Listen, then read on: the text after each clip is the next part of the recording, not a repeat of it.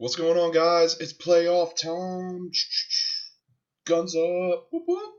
Um, how's everyone doing tonight? We're in the heat of the playoffs. We have the semifinals set. It was a crazy weekend across all my leagues. I know y'all are waiting with bated breath. I am officially eliminated in all my leagues from the playoffs, so I'll be looking up from the consolation ladders to see who comes out on top. And wouldn't you know it, in true Will Braden form, late season run. Will gets a big matchup this week going forward. Um, Riley's still slugging away. We have a band directors rematch and a whole bunch of stuff in the consolation ladder coming up. So jumping right into this week, overall the playoffs didn't disappoint. Uh, Chris barely squeaked by the bye week. It was pretty touch and go there, but Patriots defense held out against Kansas City, and well, yeah, he walks away with the win. Um, Unfortunately, and as I will handles BMO. BMO, great season, but you're getting cut short. Failing to put up triple digits with this bunch, that's a death sentence around here. Sorry, I'm looking for my drink. Can't find it. But yeah, so BMO getting bumped down to the winners consolation ladder, suffering to Will. Now Will gets Chris. That's going to be a huge matchup.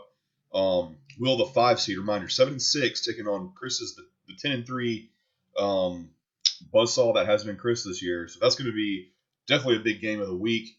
A sneaky matchup. I know I've been talking about a lot of things going on, but Riley's been, this last back half of the season, has just been quietly putting people away. Continuing that here. I think he's the top scorer of the week by far. Let's do a quick double check. No, actually, B Wade edged him, but by like 2 points. But that doesn't matter because B Wade's down here in the losers party with me. But yeah, Riley putting away Matt by 20 points. Solid. Uh, and that's going to make it an interesting matchup. Matthew up and down, but also scoring big points. I feel like that's your MO. Like, you're going to win some games, you're going to lose some games, but overall you're going to put up stupid high points. You squeak by your bye week as well. Fun fact: if Chris and Matthew were to square off, Matthew would have upset Chris. But also, I don't know how much effort y'all put into your lineups because, again, I know the bye week relaxation. When you look up, it's Sunday morning, and you're like, I don't have to do anything. That's a great feeling. So, but you don't get the week off. Riley continues to take that streak, or hopes to continue his streak against Matthew. Um, that would be crazy because it is bowl season and championships and recruiting and all that crap. Let's just go ahead and speculate to the playoff. I'm not gonna pick. Um, or should I? Should I start doing that? I don't know. I'll have to think about that. But the key matchup there with Will and Chris. Will is riding Lamar Jackson to a playoff or a championship, and he might do it. It's crazy the numbers he's putting up, but Chris has no slouch team that got him to 10-3. What's interesting is the Patriots defense been dominant, has been less dominant as of late. I couldn't believe how many games I've won via defense, and Chris as well. I say that with another league. But Chris still capable to put up big numbers. Let's know that. It's just Will's coming on strong. Will also would have beaten Chris this week if they had squared off. So looking good. Got a lot of fun storylines there. Jumping down to Riley and Matthew. Again, Matthew's been like big points, no points. I feel like Riley the back half of this season. Yeah, coming on strong. I'm sorry. I'm trying to look at the seeds. So I think everybody. Yeah, so Will was an upset over BMO technically, but Riley was the higher seed over Matt. I thought that might have been an upset, but it's not. It was as predicted. So it's going to be good. Looking ahead, if we have Chris and Matthew, battle of the pharmacy husbands, that's always a fun storyline. We have a potential of Will and Riley. Uh, that's like high school band bro brawl bowl throwdown. How's that alliteration for you, boys? But yeah, and then all the other combinations. Will and Matthew, and then what's the other one? Riley and Chris. There's a tromboner joke in there too somewhere, but I'll let it pass. So now what you're all waiting for, the consolation results, because screw those winners. Let's go down here with the rabble. Colin giving Brennan a run for his money. B Wade, top scorer this week in the losers bracket. And then Colin, honestly, with 139 was probably the third highest score. Yeah, wild. So B Wade gets the win there. B Wade and I face off next week because I was also a winner, I think, for the second straight time over Nick. Both pretty bad performances on our part.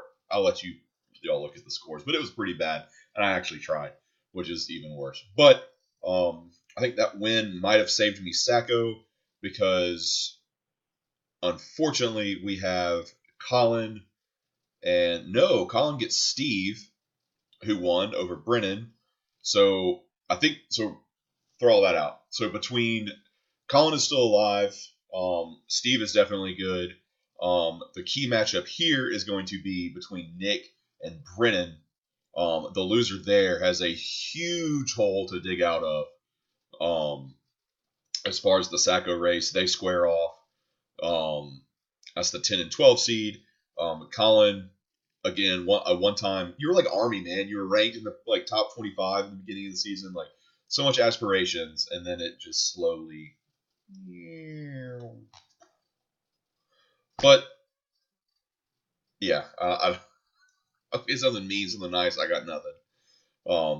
But yeah, but you get Steve, and Steve's kind of been an interesting case too. Like Steve throttled me the other week, and then puts up a goose egg against a couple other teams. A few weeks back, I think it was Chris.